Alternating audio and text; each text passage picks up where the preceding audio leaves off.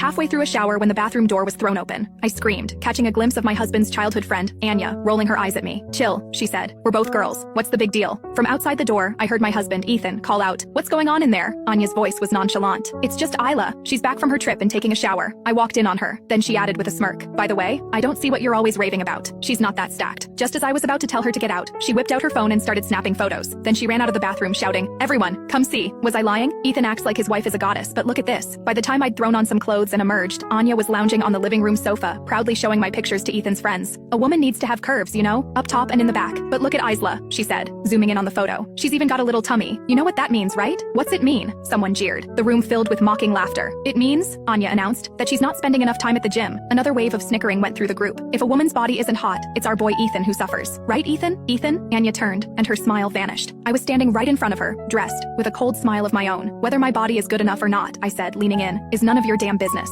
Ethan immediately stepped in, playing peacemaker. "Come on, Isla, that's just Anya. We've all spoiled her since we were kids. She doesn't mean any harm. Don't be angry. I have a temper. Ethan knows this. So when I first found out there was a girl in his tight-knit group of childhood friends, I'd made a fuss. But Ethan had always kept a respectful distance, and I thought he understood. Now, I just looked at him and laughed. "Don't be angry? Fine." My voice was so calm that Ethan visibly relaxed. He smiled. "See? My wife is so understanding. Besides, we all grew up in diapers together. We're practically family. It's..." Before he could finish, I reached out, yanked down the strap of Anya's tank top, and, as she shrieked, I pulled out my own phone and started snapping away. "Not so impressive, is it?" I said, mimicking her tone perfectly as I clicked the shutter. "Looks like we're dealing with a flat landscape here. No wonder you haven't found a man after all these years. You know what that means, don't you?" I threw her own words back in her face. "It means our dear Anya isn't trying hard enough. Maybe it's time to think about implants?" Isla. Ethan grabbed my arm and pulled me back. The other guys rushed to cover Anya with jackets and pillows. Her face was pale, her eyes welling with tears. She pointed a trembling finger at me. "You bitch! Have you no shame?" Ethan jumped to her defense. "Anya's not even dating anyone. How could you do that to her? What is she supposed to do now?" A laugh, sharp and bitter, escaped my lips. "Anya took pictures of me naked in the shower. They told me to be generous, that it was just a joke. But when I do the same to her, I'm the one with no shame? It's a problem because she isn't married?" I turned to face Ethan's furious expression and slapped him hard across the face. "There's something you need to understand," I said, my gaze sweeping from him to his friends, who were all glaring at me as if I were the enemy. The moment Anya walked into my bathroom and started taking pictures, I called the police. "Let's let them decide who's right and who's wrong, shall we? Let's see who the law protects." A sharp knock came at the door. Ethan finally understood. I was serious. He stared at me in disbelief. "You called the cops over something this small? Isla, haven't you caused enough trouble?" "Not even close." At the police station, I showed the officer the security footage from my phone. My husband had friends over. That's fine. But this woman entered my private bedroom without my permission, walked into my bathroom while I was showering, and maliciously took photos of me, which she then shared with others.